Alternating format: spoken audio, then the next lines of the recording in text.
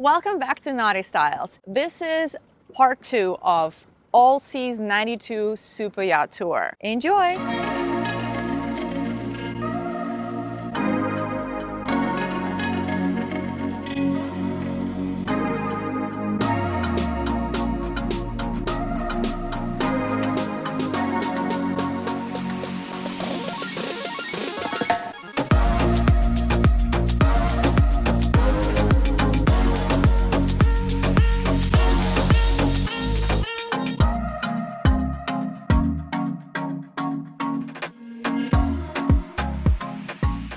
If you guys still haven't seen the part 1 of this All Seas 92 Super Yacht Tour, make sure you check out the link in the description below or right here, or just search YouTube for All Seas 92 Naughty Styles. In the part 1, we got to see all the exterior decks, cockpit, tender deck, the bow of this incredible yacht. We saw the flybridge, pilot house, incredible galley, and the salon. In this tour, we get to check out all the staterooms, crew quarters, the engine room, and of course, the master suite. All right, let's do this. Back to the tour. Okay. There's more. All right, let's see the staterooms. For guest staterooms, I think they're really nice. Oh, whew. We call this one our family VIP stateroom. Yeah. They've got a full queen with full walk around, and they can sleep one child here, and if you have 2 kids, that folds up and turns into bunk beds. No way. Yeah. This portion, the back. Yes, it does. Folds up, and we have a support leg that goes down, and now you can sleep 2 kids here. Very cool. It's also just very, very large as far as the amount of space, but it's equal in storage everywhere you look. It's just got lots of storage. And this here? These are for art, and we have some art pieces we're going to They're coming in here. There's no port lights in this stateroom. Yeah. We're so far forward on this, we feel like it's a safety hazard to have something that exposed, that close to the water. So this is going to have a nice little art So we're piece. just going to put art Yeah. in this one area. Just like a sticker of a really beautiful scenery. Pretend like you're looking out.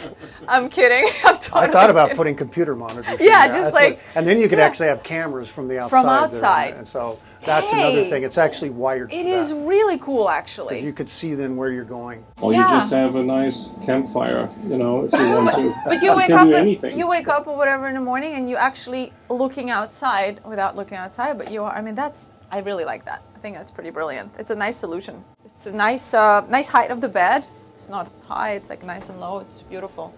So Really it's got large head. Yeah, it's got a nice And head. we didn't spare anything when it That's came sweet, to the yeah. marble work on the boat. Yeah, it's Sit-down showers. This is a real expedition yacht, so a lot of times you cannot stand up and take a shower when you're in heavy seas. So this one That's you correct. can sit down.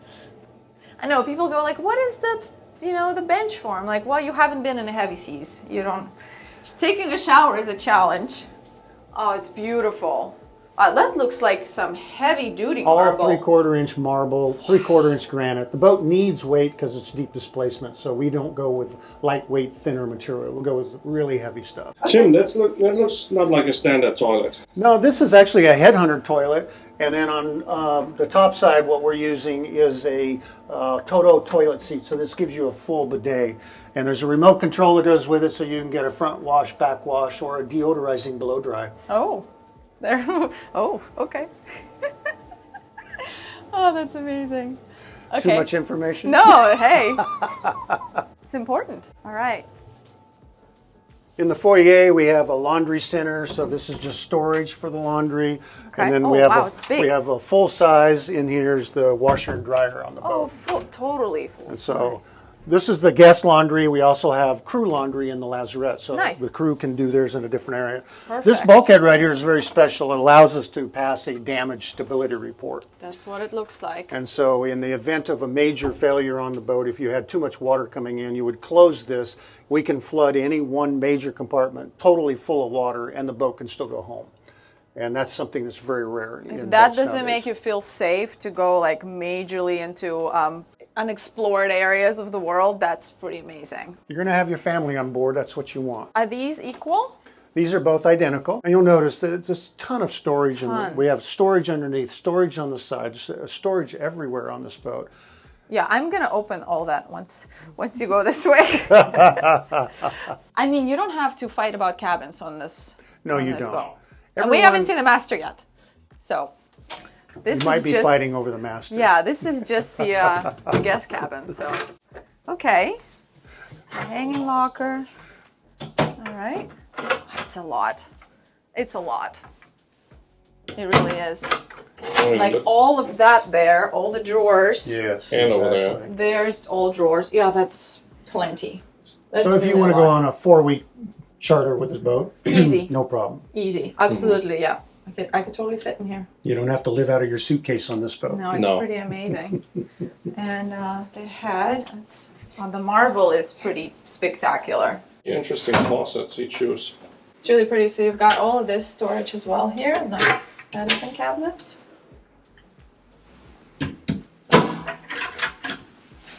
Yep, and all of that down below as well. Yep. The shower is about the same size. So this was the port guest Yeah, cabin. so These are both exactly the same. we were going aft. This Aft was in the boat, we port. have- This is a starboard.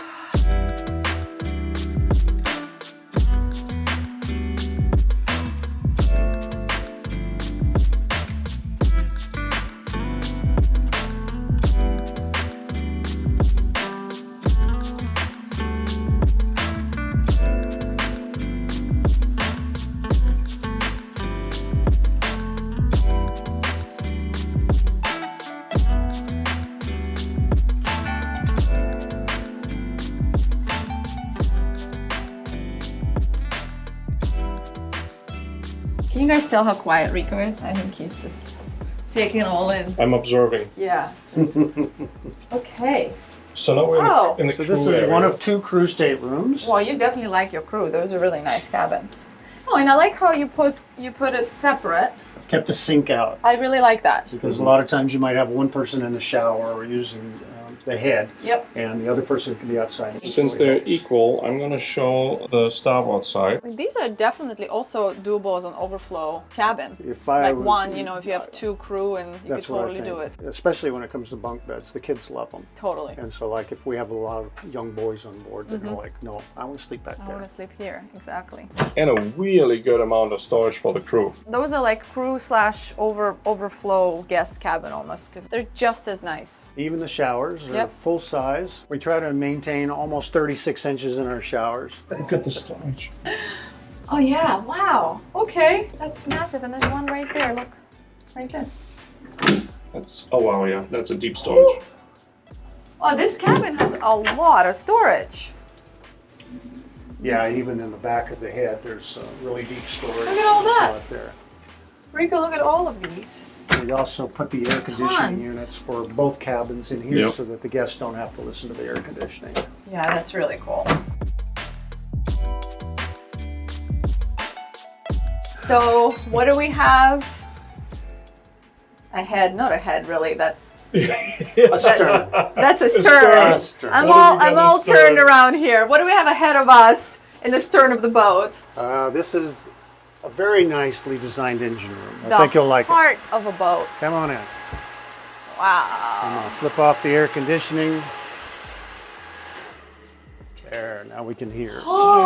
So stainless steel workbenches, which hasn't been broke in yet, as you can see. Yes, no scratches, nothing Yeah, on them. exactly. But huge toolboxes, not only in the lazarette, but in the engine room for every kind of tool you can imagine. We have the twin C18 Caterpillar engines in here, all continuous duty ratings on this.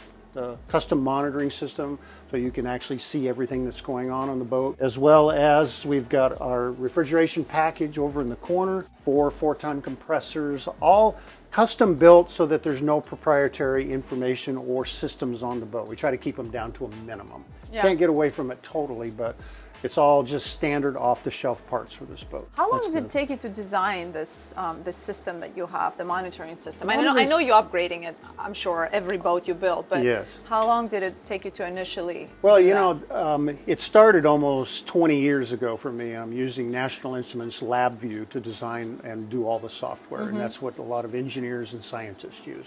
So it's a rapid development center, And each boat is very easy for me because all the software comes with me. So Right. I take the previous project, import it into the new boat, and then just make the necessary changes. So it's very, very easy. So very they quick. initially started a long time ago. Like Yes, exactly. Wow, that's so cool. I'm one of the few people that actually have a multiple monitoring system. We use one solid state removable, which is nice. You can actually pick it up and take it out if you need to take it into your stateroom. And this one drives all the other monitors.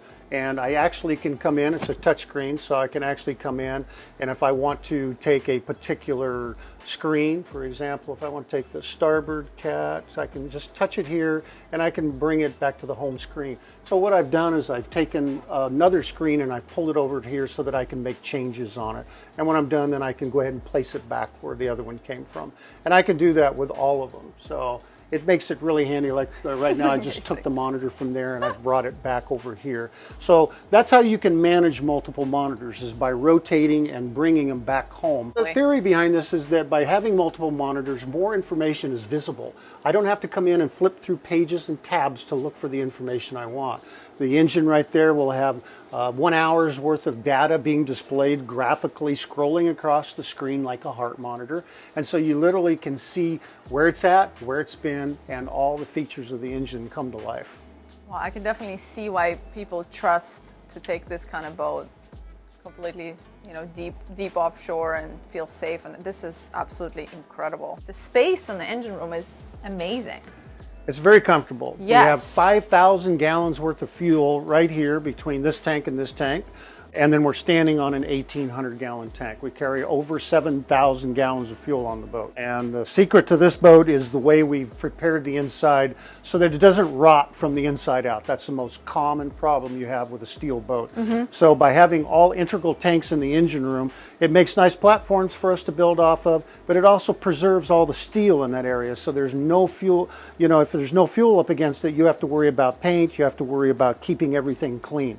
So that's what makes these boats pretty much last forever. I mean, you maintain them and you just don't have to worry about them. Yeah, it's nice, and the height to work on the engines and everything is pretty. You can actually awesome. get under our engine. You Yep. can get to both sides of our engines. It's and we impressive. purposely do that because on a commercial boat, you basically need to be able to work on systems. You don't want to pin your mechanic in where he can't get to different parts on the engine. You'll also notice that our bilges, they're basically faired and painted. There's no sharp corners down Yep. there. Everything has been set up to where water gravity feeds down to the bottom.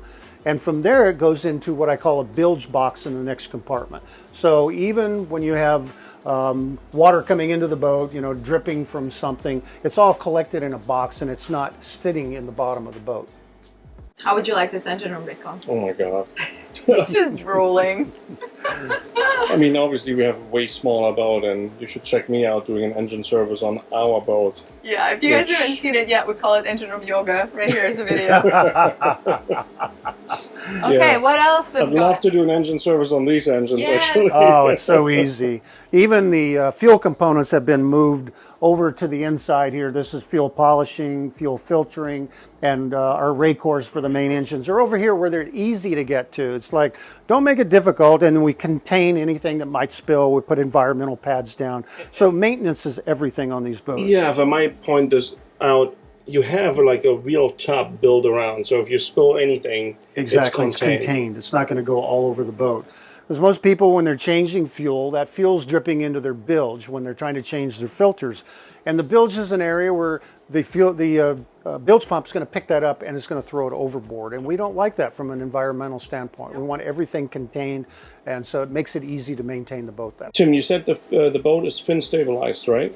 Yes, we have quantum zero-speed stabilizers. Zero on the speed. boat. And where are the fins located? The fins are located underneath the cruise quarters. Got it. So, Got and it. they're huge fins. So being zero speed, they're oversized so that they can help keep you from rocking when you're at Yeah. anchor. On top of that, behind us then, we have 3 different generators on the boat. 2 55 kWs here and here. And then these also provide the hydraulic power for the boat. And so what we do is we drive our hydraulics through clutches off of the generator sets. So it's fully redundant, and it only operates then when you turn the switch on and these things become active. So the bottom line is that the generator can sit there running power 24/7, but this is not active and not turning until you need it. which makes them last a long, long time.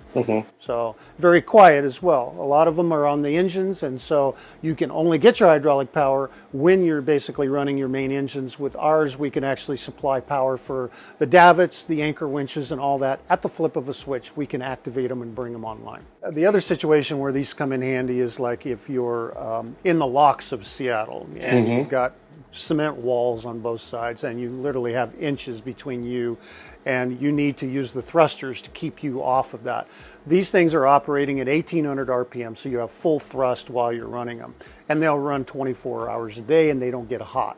We're using skin-cooled tanks, and so there's no heating issues.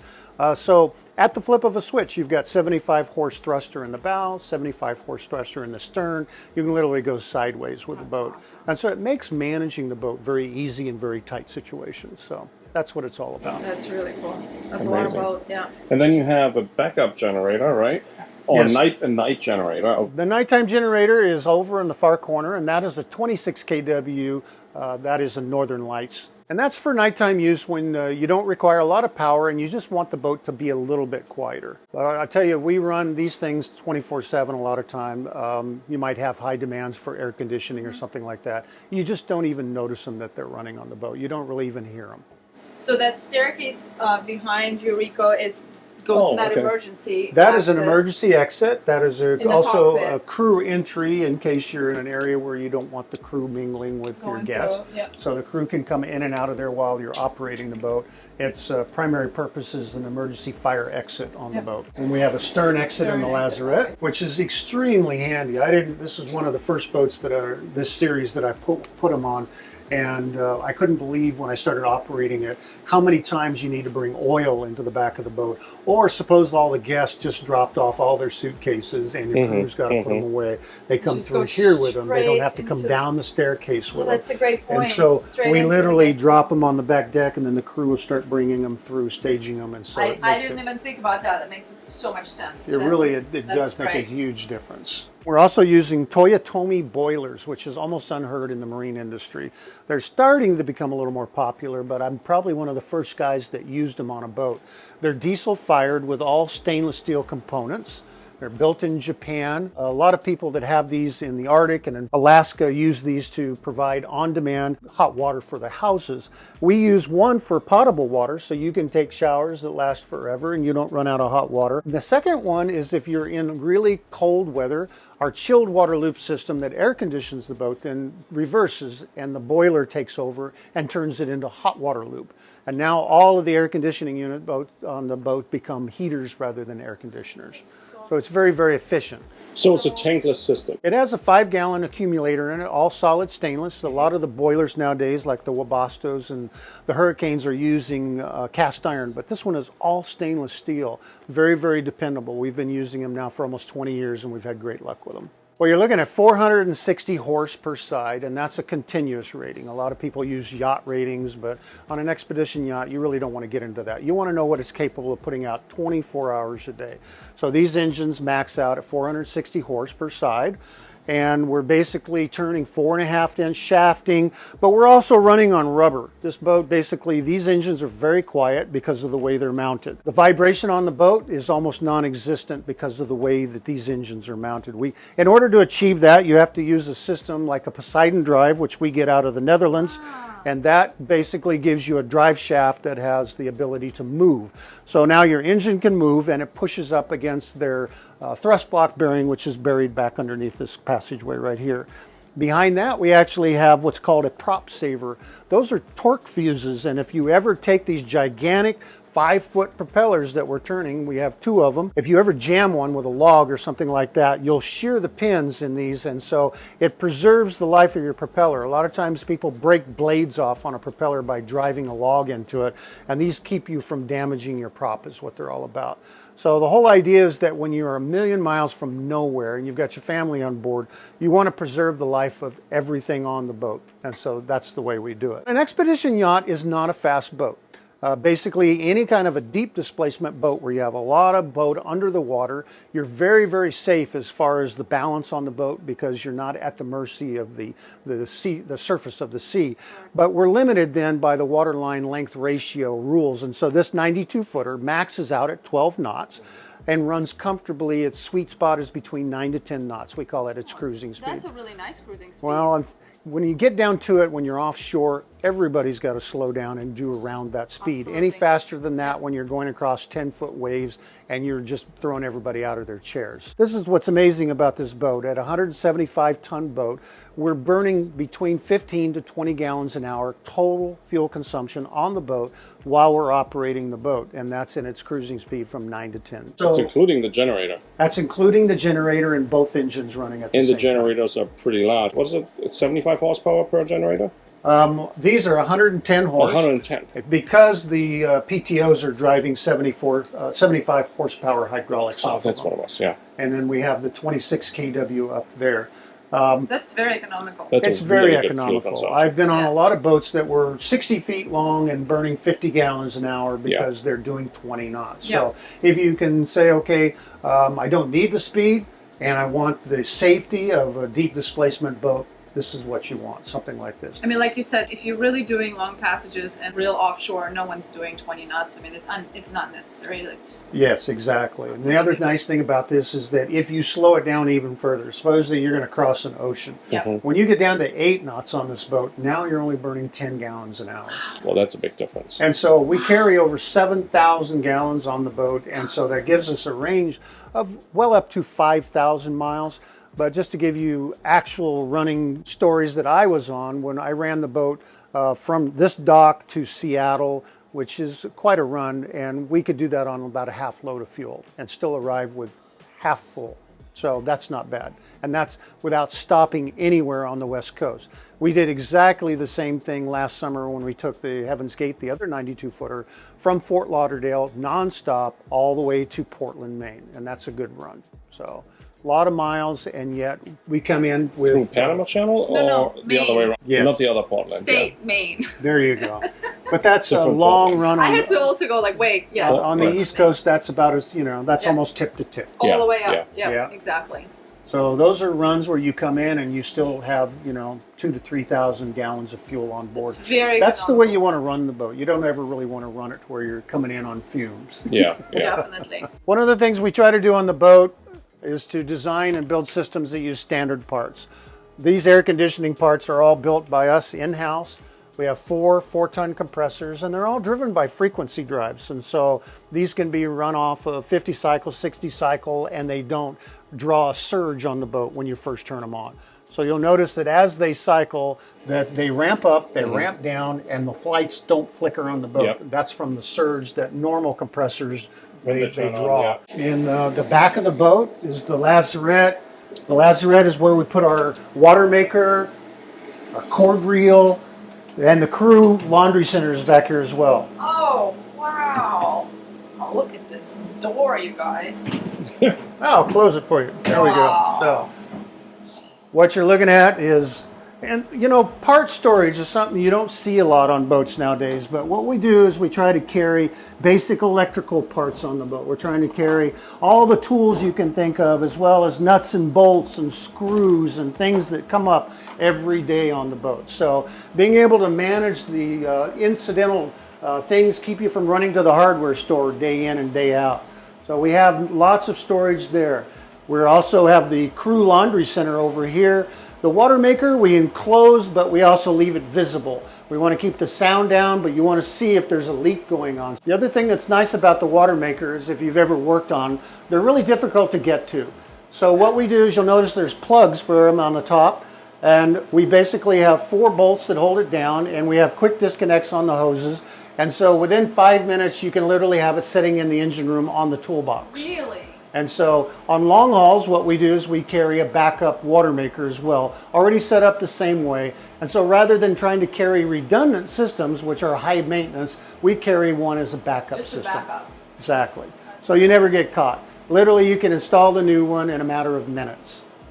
How what's the capacity of the water maker? This is 1,800 gallons per day, which works out pretty nice. We've been doing this for several years on another 92 footer that's exactly the same size. And typically we run it for about 12 hours of the day in order to keep up with a completely 12 pack. Yeah, that's a really great capacity. Is that the tunnel for the stern? This thruster? is the 75 horsepower thruster for the stern, and we're using Key Power out of Canada makes these units. And the reason I love them is because they're continuous ratings on them. They can run without being overheating 24 hours a day if you need to. So they're really rugged industrial units. The steering system is not proprietary. We build every piece and part in it. We go double the size of the rams, double the size of the materials, so that there's just no way you're going to get caught with a bent steering system and something that shuts you down. Stainless steel components and bronze stuffing boxes. Wow. And here we can actually get a little glimpse of the hull. You're seeing the bottom of the boat right there. Yep. And you know what's interesting? Most yachts do not bring their stern up out of the water, and we do. Well, the good architects will get into the design of the boat and what makes a boat like ours run on less fuel than everybody else's. Part of it is the stern. It's harder to pull water behind you than it is to push water. And so it's more important how you let the water go in the back of the boat than actually what you do in the bow. We do excel in both directions. We have a very sharp entry, high bow, whaleback design, but then we also bring it to where it's almost out of the water so that we don't suck a big stern wave behind us. That slows the boat down and also costs you a lot of fuel. This boat at 6 knots, which it does 6 knots at an idle. Yeah. Both engines in gear, she's doing 6 knots and it doesn't leave a ripple in the water. 20-foot little power boat will go by us, Yeah, leaving no more wake, of yeah. a wave than Yeah, this thing yeah. does. And that's what you want. It's almost like a double-ended boat by bringing the stern up out of the water. Interesting. What We're is- also looking at some is- very what is this? interesting fire suppression systems. That's what I was thinking. the very first to use them, I think, in the marine industry. These are called StatX, and they're aerosol injected fire suppression systems. They have a 24-volt actuator in them that once it receives power and it's told to go off, then basically it puts an aerosol out in the engine room. We use them and we love them because they're local. In other words, I don't have to go into the engine room and I don't have a high pressure FM 200 system that if you break a line, it floods the whole thing with your FM 200. These things basically work off of heat sensors. We also do our maintenance on them. What you're looking at is a disconnect system for them, so I can actually reach in and shut them down, and then I can go through a complete, let's pretend we're on fire procedure, and wait to see the light go on. If the light goes on, it means that the actuators, the sensors, everything's working properly, and should the switch have been closed, we would now have aerosol going off on the boat. Got it. Phenomenal. Just insane.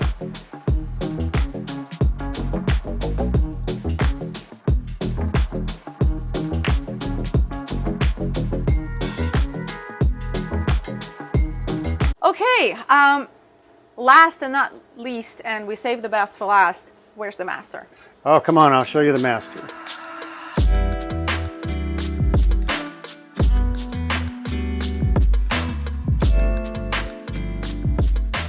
So we have an on-deck master, full beam. It's very, very comfortable master, built-in entertainment center, has a desk area, lots of granite tops on both of the end tables as well as the desk. Electric shade. Electric shades, Lutron electric shades, which is very nice.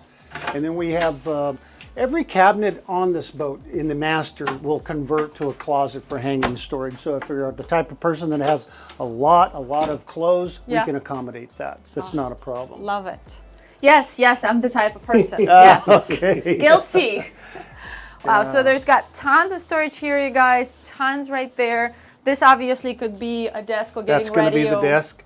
We whatever have you a- wanted to. We have a little stool that goes there. just We're goes already right there. wired for computers over there. We have networking built into the boat. It's all set. Massive Perfect. TV. This is a nice little sitting area here. Super cute. It's actually not little. You can actually take a You nap can take here. a nap on it. It's Yeah. also just a great place to read a book, but you have the entire scenic view out this window right Yeah, here. this windows look huge.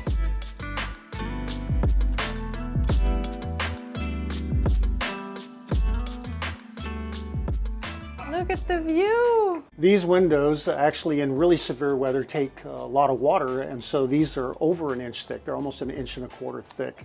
It took 4 of my guys basically to pick these up and insert them into the boat. Yes, you've got storage right here as well. Yes, we A do. hanging locker. Slot. Yep.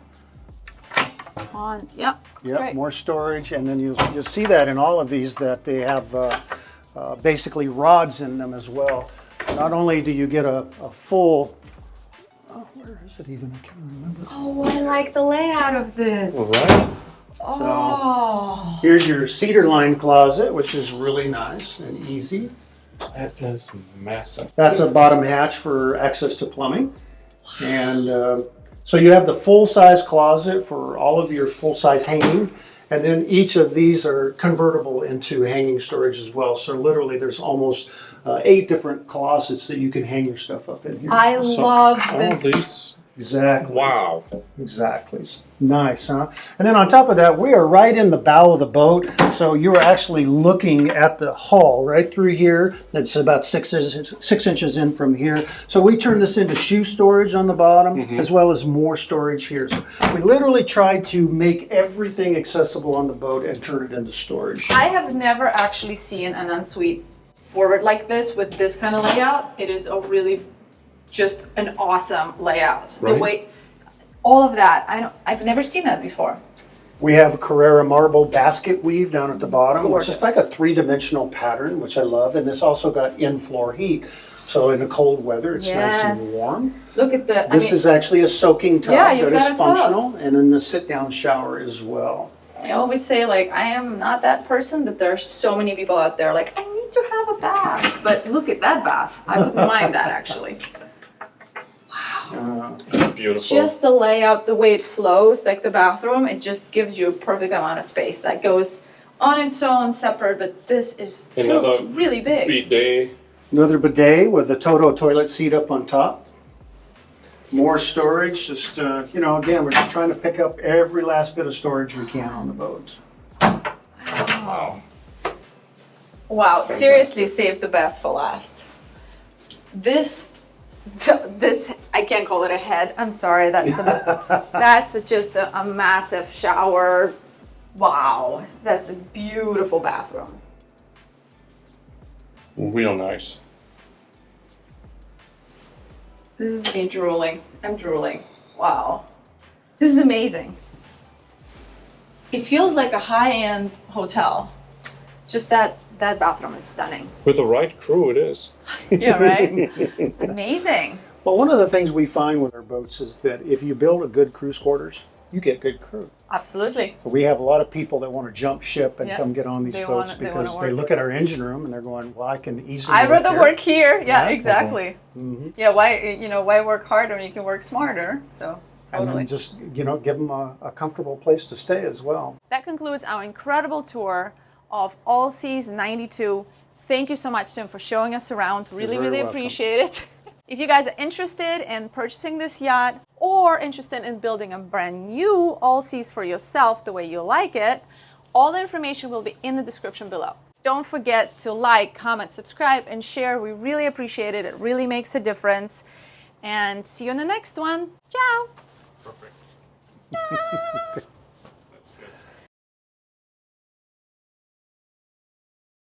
So the only thing I need to get is a new drone. Yeah. I mean, I have one, but I think we need a new one. Oh, hello. What? You just turned on the toilet. They know Oh, it you're sends- here. it sends- Yeah, They do. it just, They're a little bit spooky, the new ones are, because that was amazing. He was just like, hello. they sense that you are here and they spray. And, Yeah, that's what it just they did. prepare it for you. Prepared it for They're me. also, it's heating the toilet seat right now, it knows you're here. Doesn't want you to sit on a cold toilet seat. Those Japanese toilets are amazing. But we did have a hydraulic situation. We were running an 88 Pershing, and we had a guy on board who had a couple of drinks too many, and he was trying to show her how to untie from the mooring ball on Catalina. And instead of just showing her, he untied the bow. Not that I needed to be shown, but he was so But, drunk. but we I didn't have wanna be engines rude. running, nothing. I was actually uncovering the windshield at the time when he untied the bow. And I literally was like, "We'll lose." and, he he, looks at me and he's she's like, "We'll lose." "What?" I was like, "You're kidding, right?" And she's like, "No, he's we'll on, lose." He's on top of the windshield MTU, like this. I mean, I don't know if you run a boat with MTUs, but the older MTUs, they take about 30 seconds until the computers boot up that you can actually start the engines, and with that, have hydraulic power. And you're drifting right now. And I'm doing this. And it's really windy. Oh, And no. there's boats Like, next to me. Really Oh, windy. no. And there's on one side we I have was sweating. that submarine thing, you know, that tourist submarine. And another side is we have some other lower boat. And I'm just like, all I could do is I'm grabbing A biggest fender. fender we got, just getting ready for it. And by the time it booted up and everything, I mean, I've never seen him. He doesn't panic. He's a paramedic, so he doesn't panic. And I could tell there was a panic in his eyes. And I'm just standing there like this, and maybe a foot and a half away from hitting I think it was the small boat, right, on one side? No, it was that half submarine, that Yeah. little glass bottom And that's boat. not something you want to run into No, no, really. either. I Not mean, with it'll the- leave a lot of scratches on No, your boat. no.